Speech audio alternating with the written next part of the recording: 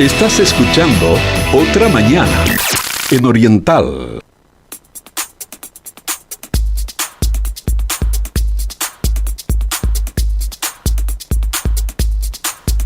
En marzo del año pasado, el Instituto Ceres presentó un informe sobre el sector pesquero en Uruguay.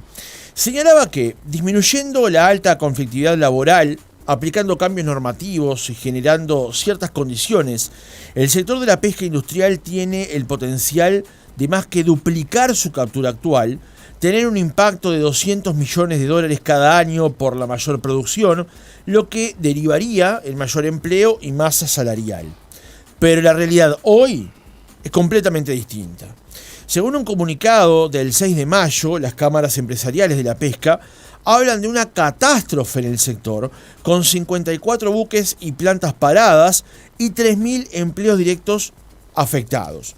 En el documento se explica que esto fue advertido en su momento al Poder Ejecutivo, pero que las medidas tomadas por el gobierno no modifican la situación actual, por lo cual el sector no estaría en condiciones de retomar la actividad más allá de las decisiones que tome cada una de las empresas.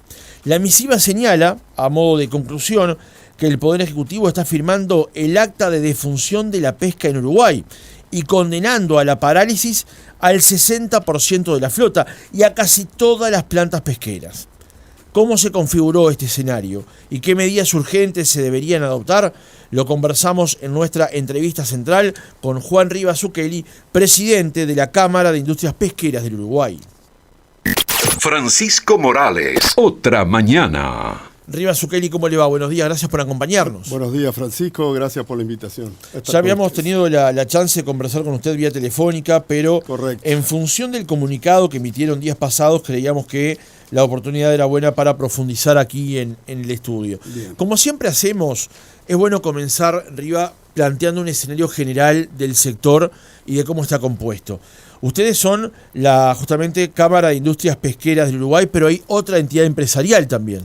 Son dos cámaras, la Cámara de Armadores Pesqueros del Uruguay y la Cámara de Industrias Pesqueras del Uruguay. Los armadores, para los que no saben, son las empresas que administran los barcos, que los hacen funcionar, y las industrias son las que procesan el pescado. En el pasado, hablando de 30 y pico de años atrás, casi 40, había empresas armadoras que no tenían plantas industriales y había plantas industriales que no tenían barcos. Hoy esto ha cambiado a lo largo de los años, fue un proceso largo. Hoy la mayoría, no todas, pero la mayoría de las plantas pesqueras tienen sus barcos de abastecimiento y la mayoría de los barcos tienen su planta a la cual mandan el pescado para procesar. De hecho, muchos somos armadores y planteros, digamos, entonces estamos en las dos cámaras y prácticamente hoy las dos cámaras es prácticamente lo mismo, es la misma gente y en algún momento la idea es fusionarlas porque de hecho se está dando de esa manera. Hay unidad de acción entre las dos. Hay absoluta unidad de acción. Yo, digamos, soy el presidente de la Cámara de Industria Pesquera, pero también represento a la Cámara de Armadores, que el presidente es el señor Ricardo Piñeiro, y él a veces me representa a mí, porque en definitiva el problema es de todos, estamos todos juntos. ¿Cuántas empresas hay en el sector de la pesca hoy en Uruguay? Bueno, empresas armadoras somos 12, 13 empresas armadoras y plantas somos 6 plantas, digamos, industriales que exportan. Después hay alguna plantita más chica para el mercado interno. Son 54 barcos que integran la flota. Esos barcos se dividen en 33 de altura, 33 de costa. Los barcos de costa son barcos de 22 metros, 23 metros, que pescan cerca de digamos, por debajo de las 50 millas de la costa, y los barcos de altura, que son el resto. Hay algunos que pescan fuera de aguas uruguayas, en aguas internacionales, pero muy poco, desgraciadamente. Son el resto de los barcos que tenemos hoy en nuestra flota. Es poquito, teníamos 150 barcos hace 10 años, más o menos, 12 años. O sea que se perdieron en 10 años 100 barcos. Se perdieron muchos barcos, se perdieron muchas plantas. Es cierto que se han concentrado las empresas, pero los barcos se perdieron, digamos. Para dar una idea, hoy no hay ningún barco en el Uruguay que pesque atún, pez espada, un producto que, gracias a Dios, tenemos en nuestras aguas y, sin embargo, no hay condiciones para pescar, porque no hay condiciones económicas. Entre las condiciones económicas y las condiciones laborales, no es viable. Entonces, ¿qué pasa? Había 14 barcos que pescaban, y por todos los problemas laborales que hubo, decidieron irse y se fueron. Se fueron y nadie volvió. Entonces, ese es uno de los grandes problemas que tenemos, pero que no es el único. Hoy el problema, a ver, más allá que la historia de los paros y de las relaciones laborales en la pesca ha sido muy, muy dura a lo largo de los años, hoy concretamente el problema no es ese. Primero tenemos que resolver un problema económico que tienen las empresas y después tenemos que encarar, como lo hemos hecho siempre. Nos han acusado que no queremos negociar, que nos hemos ido de los consejos de salario.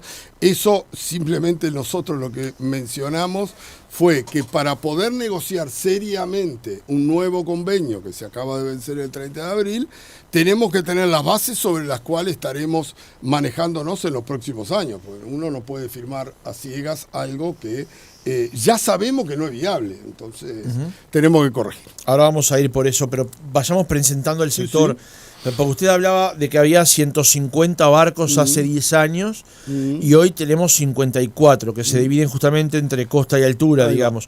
Entonces hoy la capacidad del sector, si pudiera estar a pleno, o la capacidad es ociosa, digamos. Totalmente. Nosotros somos conscientes. Uruguay exporta hoy alrededor de 60.000 toneladas de pescado, que es un poco más que la captura, un poquito menos que la captura, porque el consumo interno, desgraciadamente, de nuestro país es muy bajo, es el 5% aproximadamente, que es algo que queremos desarrollar y estamos trabajando en eso, el consumo interno.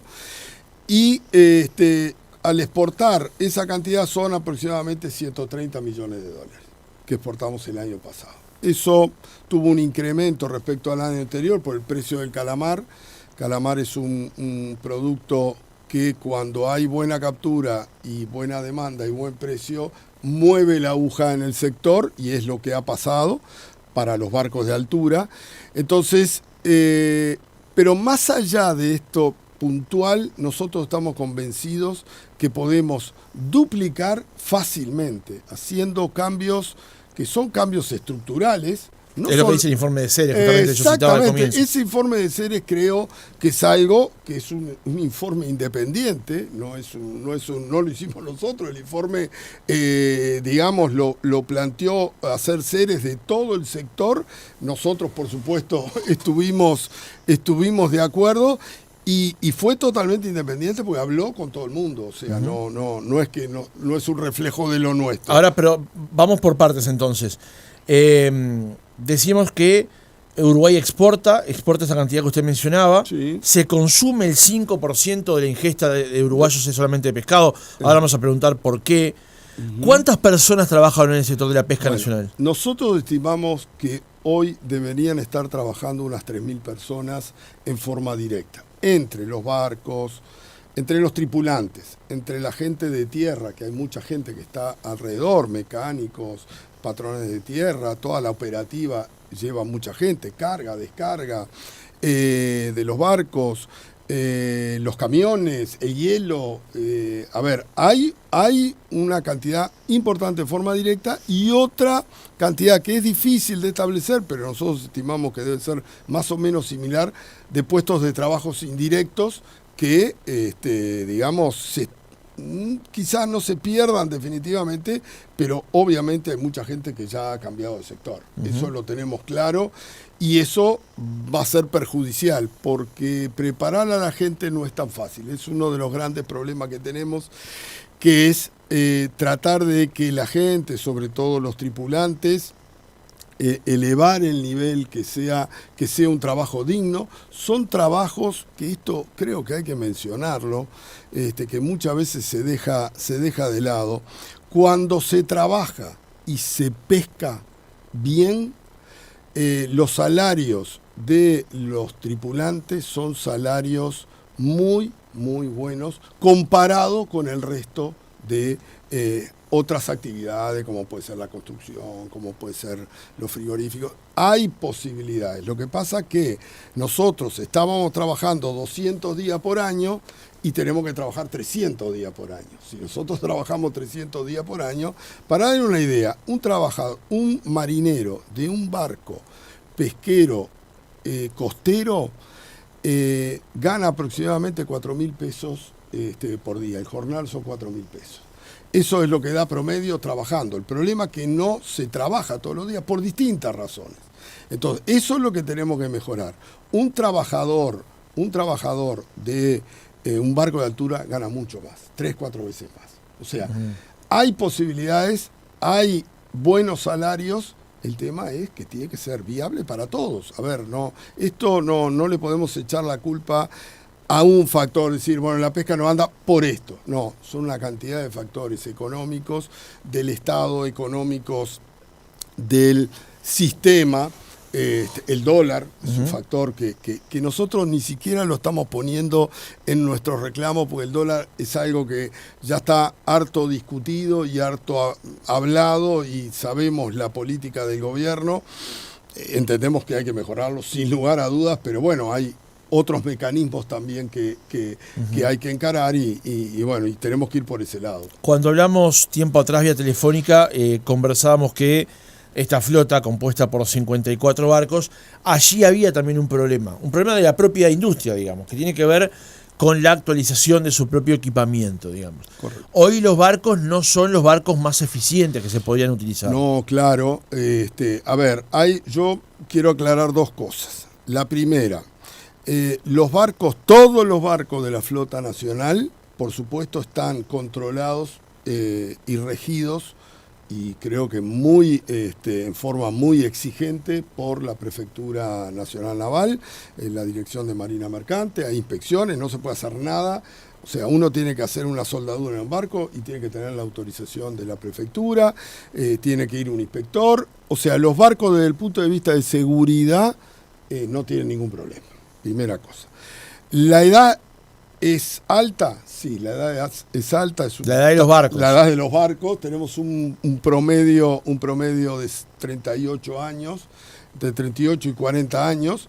Lo ideal sería que fueran 20, pero bueno, a esos barcos no es que tienen 40 años y nunca se le hizo nada. Se le han cambiado motores, se le han cambiado guinches, se le han puesto rolos, ni que hablar los equipos de navegación, que hoy es todo computarizado. Uno ve el puente de un barco y tiene computadoras, tiene sonares, toda la tecnología. ¿Podríamos tener más? Por supuesto que podríamos tener más.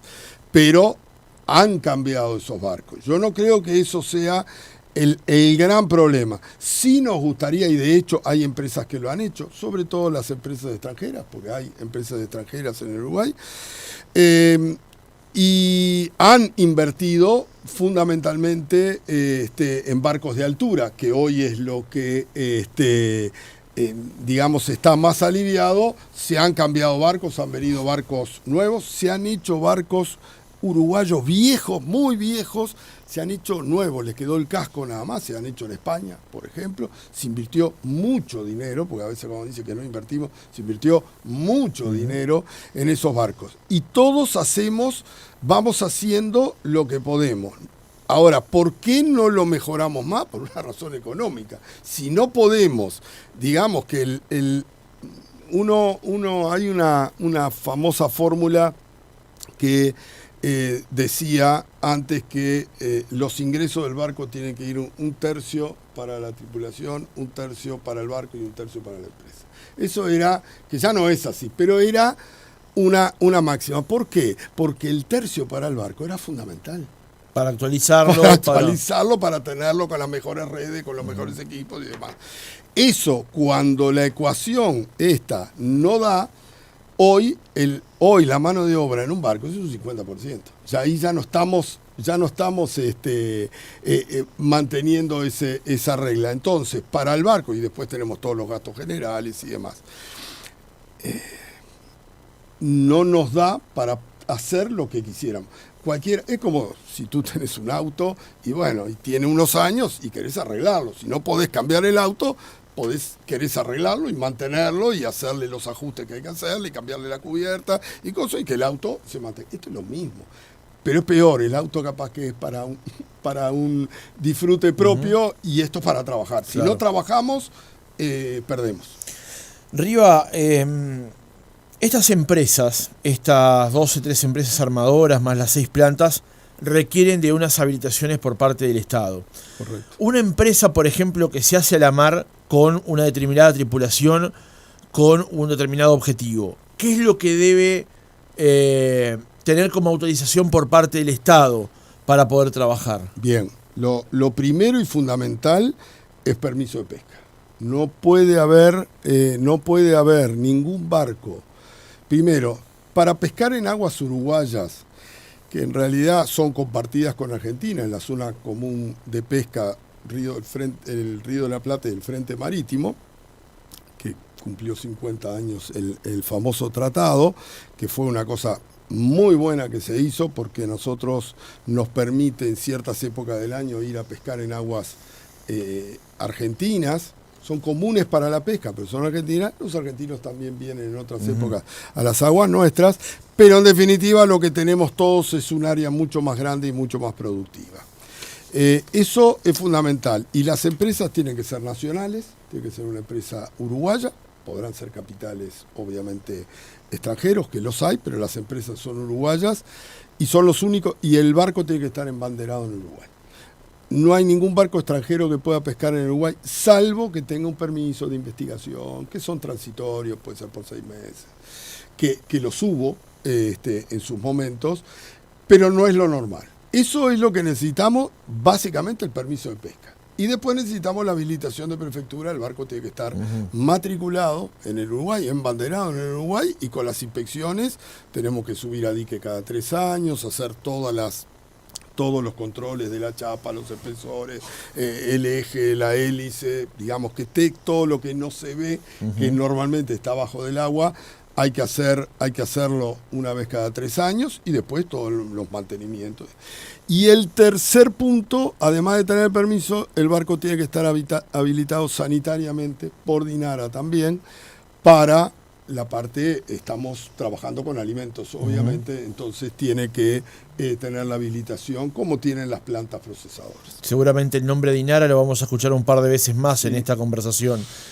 ¿El permiso de pesca es un permiso caro, es un permiso costoso para quien se hace a la mar a justamente explotar la industria pesquera? Son caros, realmente son caros, tienen distinto valor, están en función, son unidades reajustables por metros cúbicos de bodega de los barcos, así se hace el cálculo.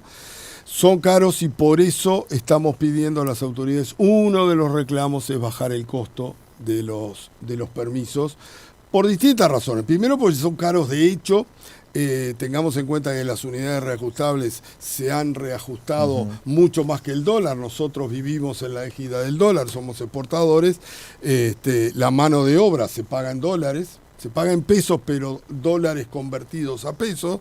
Eso hace que nuestros costos en dólares hayan subido muchísimo y entonces le estamos pidiendo una rebaja al Poder Ejecutivo, a DINARA concretamente, una baja de los permisos de pesca.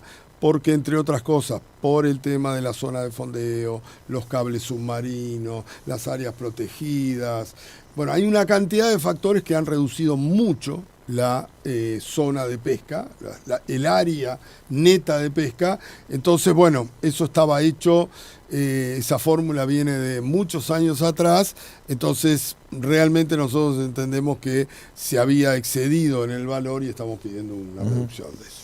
¿Esos permisos de pesca por cuánto tiempo duran, digamos? Duran 5 años.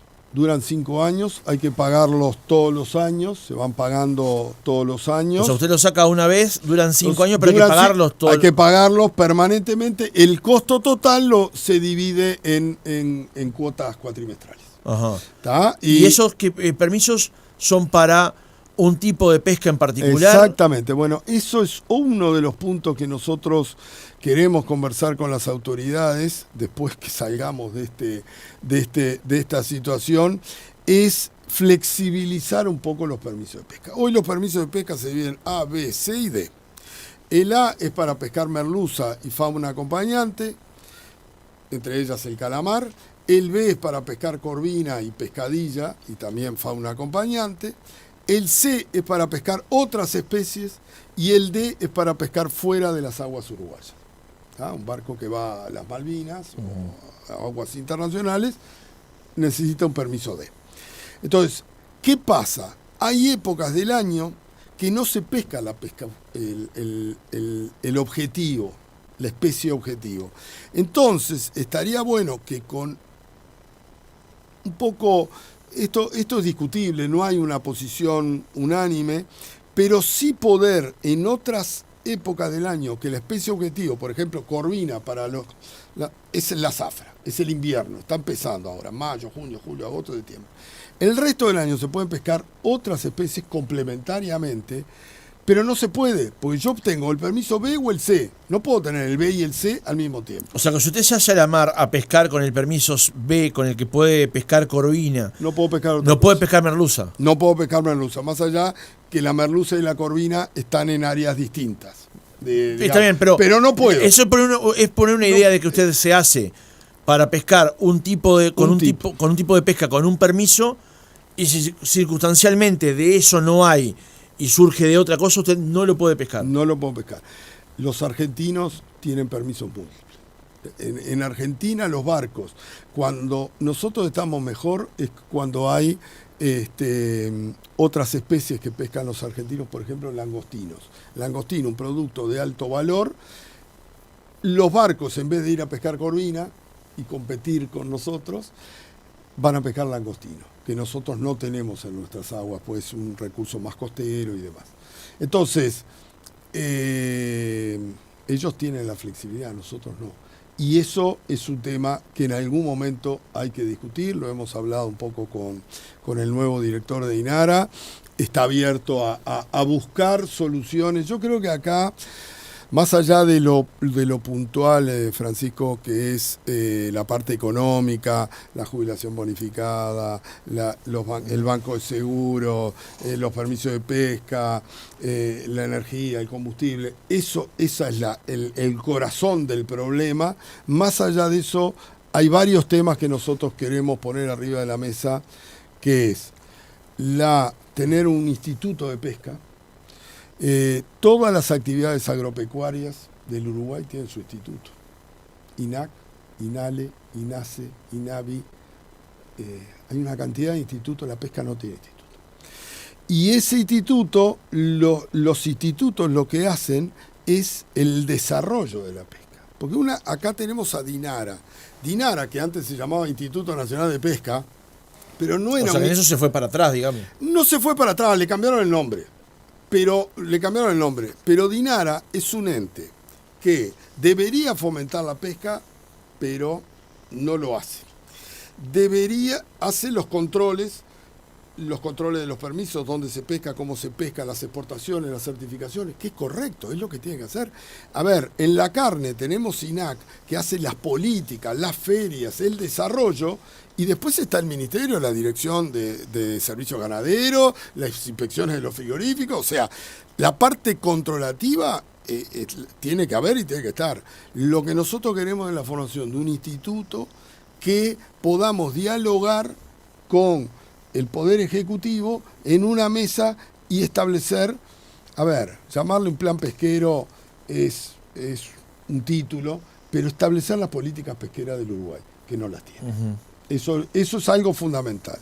Y otra cosa fundamental es cumplir con la ley 19.175, la ley de pesca, que ya estaba creado, en realidad lo internaliza en la propia ley de pesca, un fondo de desarrollo e inversión pesquera. Ese fondo que se nutre de los permisos de pesca, de los ingresos de INARA, permisos de pesca, exportaciones, multas, servicios, inspecciones, etcétera, etcétera, todo ese dinero debería ir a un fondo, sacando los gastos propios de INARA, un fondo de desarrollo e investigación pesquera. Nunca en 30 años se aplicó. Todo eso que nosotros pagamos, se pagan los gastos de DINARA y el resto va a renta general. Todo, no es un problema de este gobierno, es del anterior, 30 años. Eso formó parte, ese artículo formó parte de una rendición de cuentas del año 92, o sea que tiene 32 años. Hace 32 años que no se está cumpliendo. Bueno, eso, excusas varias, reglamentaciones, etcétera, etcétera. Hoy el director de DINARA está trabajando en la reglamentación de eso para que se empiece a aplicar. Eso es fundamental, que no es plata para nosotros. No es un fondo de desarrollo e investigación. A ver, Uruguay tiene un barco de investigación. Hace 6 años que está parado. 6 años. El Aldebarán. Cuesta poca plata ponerlo en funcionamiento. Poca plata para lo que es un barco. Es poco dinero. Y no hacemos investigación. Uruguay no hace investigación de sus aguas. Se nutre la investigación argentina en general. Van inspectores uruguayos en los barcos argentinos, pero a ver, no es lo mismo. Por algo cada país tiene su... Y Argentina invirtió mucho en barcos de investigación. De hecho, compró 2 barcos nuevos el año pasado. 2 buenos barcos de investigación, porque para ellos es muy importante. Es cierto que tienen todo el Atlántico, tienen mucho más mar que nosotros.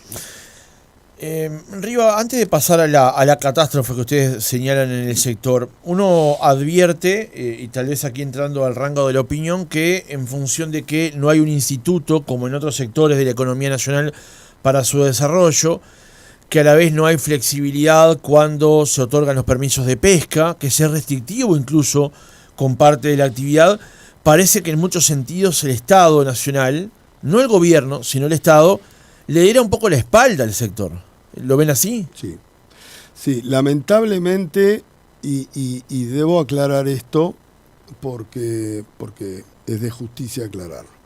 La famosa frase de que vivimos de espaldas al mar es archiconocida. Que el mar nos interesa en verano y cómo está la temporada y todos queremos ir a la playa, lo cual es muy lindo y está bárbaro. Pero del mar nos olvidamos como un recurso que tiene el país y que no le damos la suficiente importancia.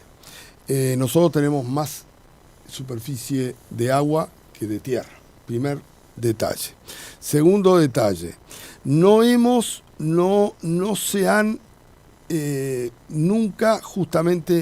se ha pensado, y es más, se estuvo en contra de un instituto de ese tipo.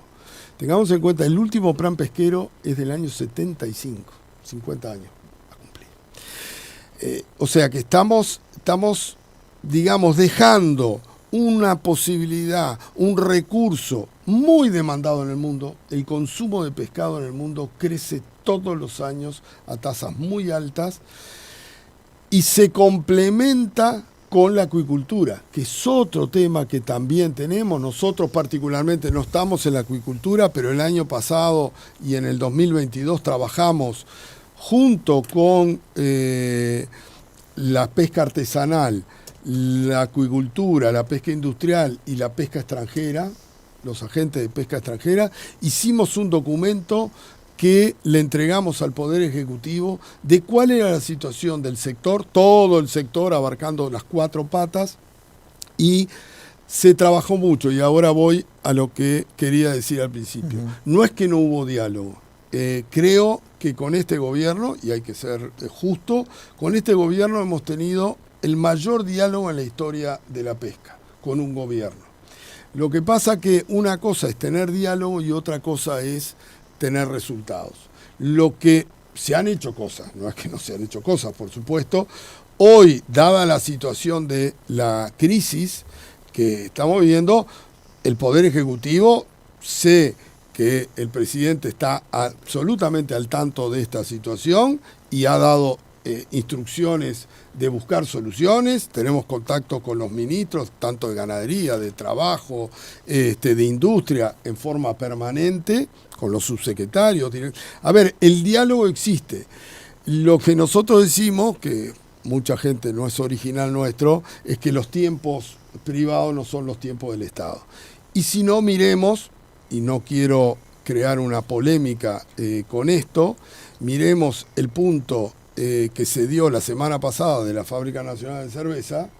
No se hizo más que hablar de la Fábrica Nacional de Cerveza porque cerró una planta que es gravísimo, sobre todo, yo soy un hijo adoptivo de La Valleja, es muy importante, pero ahí en Solís de Mataojo hay una planta que ocupa normalmente 250 personas, está parada hace 5 meses.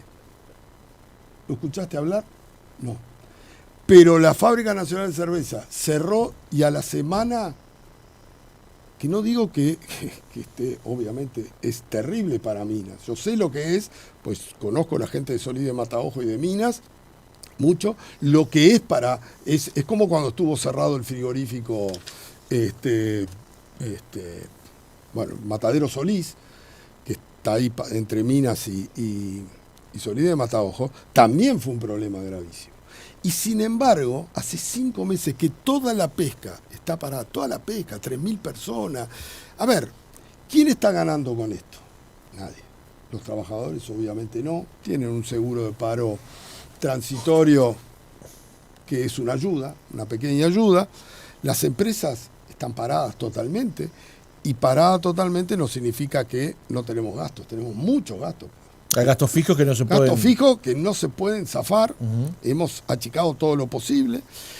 El Estado no está ganando nada, porque no estamos pagándole al BPS, no estamos pagándole a la DGI, no estamos pagando ningún servicio. Bajamos el consumo de gasoil, bajamos no, prácticamente es mínimo, con esos barcos que salieron es mínimo, está perdiendo el Banco de Seguro. O sea, el Estado está perdiendo una fortuna de dinero, porque es una fortuna de dinero con toda esta actividad funcionando normalmente hace 5 meses y todavía no tenemos respuesta. Yo entiendo que lleva su tiempo, que se habla con uno, se habla con otro, que el ministro tal, que economía, entendemos todo, pero nuestra preocupación es que los tiempos siguen pasando y cada vez es más difícil. Por eso hablamos de catástrofe. Esto es una catástrofe.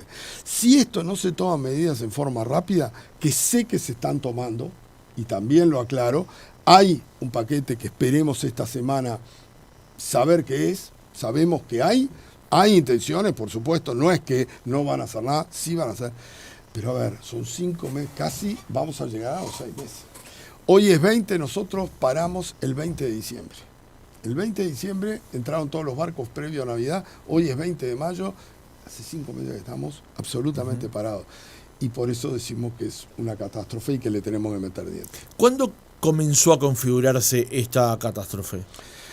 Bueno, ¿qué punto elegiría usted en la historia para señalarlo? Yo diría que fue en el año 2013. Para mí, en el 2013 se dieron un conjunto de situaciones.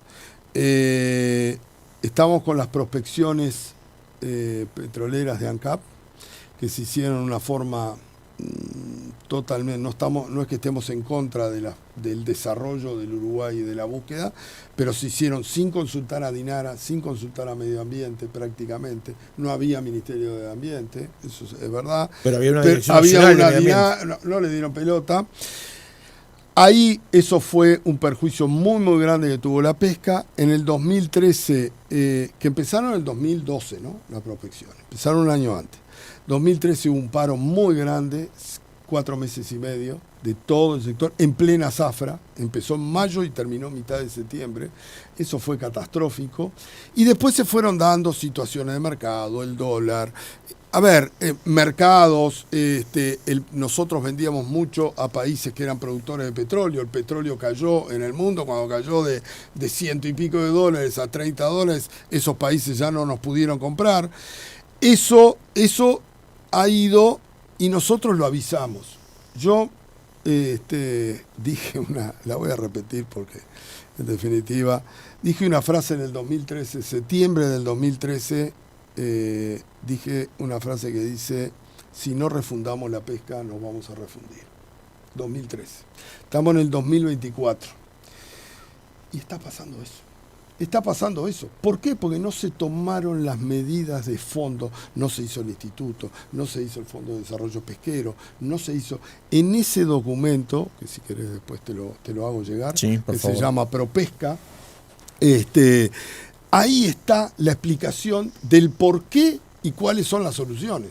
¿Por qué estamos en esta situación y cuáles son las soluciones? Que por supuesto se han hecho alguna pequeña cosa, pero muy pequeña. No atacamos el tema de raíz, sino uno tiene que mirar todos los informes que se han hecho a lo largo de todos estos años, prácticamente no han cambiado nada. En lo medular tenemos los mismos problemas.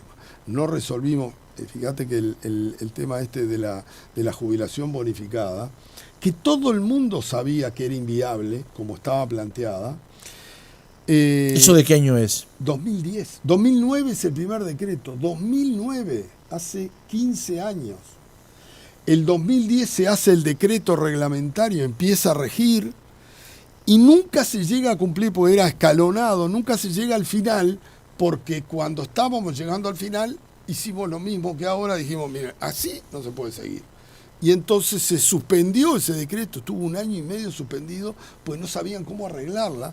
Y después se encontró un parche, y ese parche duró del 2018 hasta hoy. Está hoy vigente. Aclarémosle a la audiencia, porque de esto se trata. Sí. En el 2009 y 2010 se instauró el sistema de jubilación bonificada. Sí. ¿Qué implicaba en ese momento? En ese momento implicaba que nosotros implicaba 2 cosas. Creaba la jubilación bonificada, que en el caso de marineros era 3x2, es decir, trabajaban 2 años y se les computaba 3. En el caso de los oficiales era 3x4, trabajaban 3, se les computaba 4. Y cambiaba el régimen de aporte a la seguridad social, que nosotros estamos totalmente en desacuerdo, de aportar por fictos a aportar por el valor real. No solo esta jubilación bonificada, sino también el aporte patronal que paga cualquier empresa uruguaya. Quiere decir que nos cambió, ese régimen implicaba de lo que pagamos en ese momento un 1000% de aumento de los aportes. Era inviable, pero lo sabían todos. Yo me acuerdo hablando con ministros de la época, sabían que esto era inviable y le tenemos que buscar una solución. Los trabajadores, obviamente, defendiendo... ¿Y a quién se le ocurrió esto? El primer decreto de Tabaré Vázquez, el segundo decreto es de Mujica. Se les ocurrió, pelearon los trabajadores por algo que entendían que merecían. Podemos discutir horas si merecían o no. Fíjense que al principio el primer decreto era solo para los trabajadores que estaban en cubierta en el barco, o sea, marineros. Cuando hace Mujica el segundo decreto, se agregan los capitanes de los barcos, los patrones, como nosotros los llamamos, y los maquinistas, que no tenían ninguna razón. Un patrón de un barco de pesca es exactamente un patrón de un barco mercante, un barco buquebús, o, perdón que diga un barco, un remolcador, o lo que fuera. Quiere decir que se subieron, y hay, digamos, gente que ha dicho que se entraron por la ventana en este tema, y yo no voy a juzgar si entraron por la ventana o no entraron por la ventana. Lo que digo es que no es, la ley no lo ampara, la ley de jubilación bonificada lo que dice que hay que demostrar que la vida útil de un trabajador se acorta por efecto de su trabajo. Para darte una idea, los patrones de pesca, el promedio de edad de los patrones de pesca hoy es 56 años. ¿Tá? Tenemos patrones de 72 años trabajando. No sé qué tanto se les acortó la vida. Lo que pasa es que los patrones de pesca ganan, si se pesca y si se trabaja, ganan bien, y entonces quieren seguir trabajando porque después es muy linda la jubilación bonificada y el acortamiento. Pero después, ¿qué les pasa? La jubilación está topeada, porque es una jubilación como cualquier otra. Entonces, la jubilación es mucho Siempre va a menos, ser menos mucho menos, de lo que pero gana como mucho menos trabajando. de lo que ganan trabajando, muchísimo menos. E igualmente obtienen el beneficio, digamos. Obtienen el beneficio y después vuelven a trabajar. Entonces, a ver, yo creo que inventamos algo. Pero espere, antes de pasar a eso. Sí. Eso es el origen, 2009-2010. 2010. El parche que sigue hasta el día de hoy, ¿qué cambió? 2010 cambió que en vez de aportar, en vez de ser 3x2 y 4x3, pasó a ser 4x3 y 5x6. Y el valor sobre el cual se aporta, que es un porcentaje, no es el que marca la ley, sino que es un valor acordado en una mesa, acordado. Nosotros no estamos de acuerdo, pero lo acordó el Poder Ejecutivo y dijo, este es el valor que es menor de lo que deberíamos pagar. Eso fue el acuerdo. Ahora, nosotros lo que estamos planteando es eliminar esto y buscarle otra forma, porque esta forma está mal desde el punto de vista de la ley, está mal desde el punto de vista que no se cumple con lo que se tiene que cumplir de la vida. A ver, no se cumple nada con esto. Entonces nosotros lo que planteamos es busquemos otra alternativa. Hoy lo que se está planteando no es eliminarlo, sino otro parche que es volver al ficto y aplicar lo que marcaba el decreto original. O sea, con los porcentajes originales, volver a una situación que por lo menos nos permita seguir trabajando. Porque esto es inviable. Pero además, los trabajadores estuvieron de acuerdo en un momento. Dijeron, sí, esto es impagable. Entonces, si todos estamos de acuerdo que es impagable, busquemos la solución. Yo entiendo que los trabajadores dicen, yo tengo un derecho adquirido y me parece bien, si está todo bien, pero hagámoslo bien y encontremos la solución. Uh-huh. Para terminar, Riva, el comunicado de la Cámara de Industrias y de la Cámara de Armadores cerraba diciendo: alertado reiteradas veces desde hace 4 años, habiendo recibido e ignorado una y otra vez propuestas concretas, el Poder Ejecutivo está firmando el acta de defunción de la pesca en Uruguay, condenando a la parálisis como mínimo al 60% de la flota y probablemente a casi todas las plantas pesqueras, es decir, destruyendo más de 2.000 puestos de trabajo. Es una catástrofe. Ustedes, de este plan que estaría generando el Poder Ejecutivo, que estaría por intentando resolver o arrimar una propuesta de solución, ¿qué expectativas tienen? A ver, nosotros creemos que buena parte de lo que estamos pidiendo para evitar esa catástrofe se va a dar. De acuerdo a lo que nos han dicho, están trabajando para buscarle una fórmula que nos haga viable esta situación.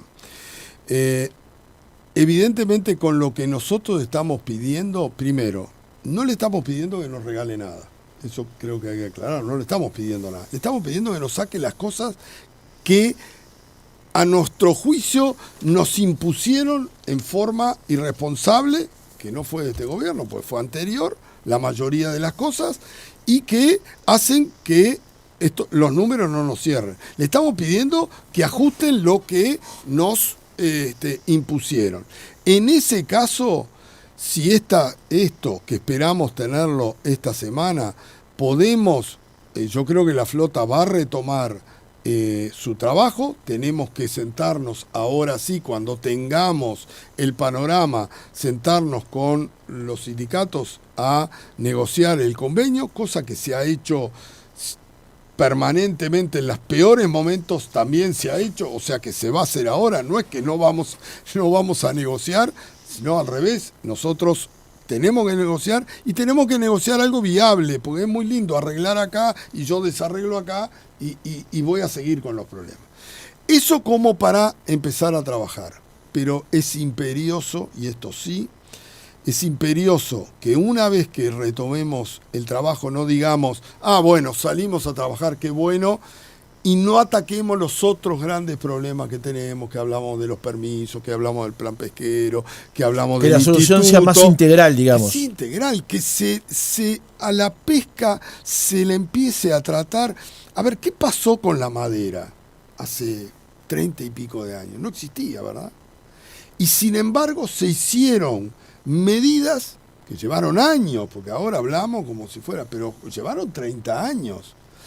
Fue una política que se decidió el país hacer el desarrollo de una industria maderera y de celulosa y demás, que al país le vino bien, estamos todos contentos con eso. Entonces, lo que me parece que tenemos que hacer es que la industria pesquera, que hoy, poco menos, no es mala palabra, o es palabra que nadie sabe nada de esto, transformarla en algo. Uno va a España, y no me quiero comparar, sabe lo que es la industria pesquera en España, ¿no? Es uno de los países donde se pesca más y se come más pescado y de la mejor manera. Entonces, ¿es importante o no es importante la industria pesquera en España? Es fundamental, es una de las industrias principales. Bueno, nosotros queremos ser, con nuestro tamaño, con nuestras problemáticas y demás, pero queremos ser una industria importante para el Uruguay. Fue el 10% de las exportaciones del Uruguay hace más de 10 años. ¿Hoy? Hoy no llegamos al 1. No llegamos al 1. Es cierto que en las exportaciones se cuadriplicaron. La exportación de madera, celulosa, soja, creció, soja, carne, creció muchísimo, entonces pero nosotros fuimos para atrás. Uruguay exportaba 250 millones de dólares hace 10 años. No es tan lejos. Y sin embargo hoy pescamos un poquito más de 100. Dos preguntas para cerrar. Usted decía recién, nadie sabe nada. ¿Algún precandidato presidencial, partido político se ha acercado para conocer la realidad y pretender llevar en su programa de gobierno o en sus programas de gobierno algunas novedades para el sector? Sí, por suerte sí. Estamos teniendo reuniones con los precandidatos, porque creo que es importante y ya hay algunos que han puesto en sus programas o programas tentativos, digamos, previos a la elección final, han puesto hincapié en el tema de la pesca. Te diría que la mayoría, no hemos hablado con todos todavía, porque son muchos, pero estamos trabajando, también estamos reuniéndonos con la Unión de Exportadores, que como nosotros somos 100% exportadores prácticamente, y también se está trabajando en ese sentido. Y la última, usted acaba de decir, son un sector prácticamente 100% exportador, pero más temprano dijo que en Uruguay el consumo de carne dentro de la ingesta habitual de los uruguayos es del 5%. Según los últimos datos disponibles que encontré de que son del 2022, de carne bovina Uruguay consume 45 kilos por año, 24% de carne aviar, 20% de carne porcina, que en muy buena parte es importada de Brasil, además. Correcto. La carne ovina, que es apenas de 2,4, o sea, tenemos una ingesta del 92,5%, 92 kilos por año per cápita uruguayo de este tipo de carne. El tema es que cuando los uruguayos, por ejemplo, van a comprar pescado, la primera reflexión que tienen es que es caro. Es caro. Siempre... Entonces, ¿qué es lo que pasa? ¿Aquí consumimos poco porque es caro por estas cosas que estamos mencionando? No, yo creo que no. Puede ser un poco más caro por este tipo de problema que tenemos. Eso sin lugar a dudas. Si nosotros pescáramos más, probablemente el pescado iría más. Pero yo diría que el problema es cultural.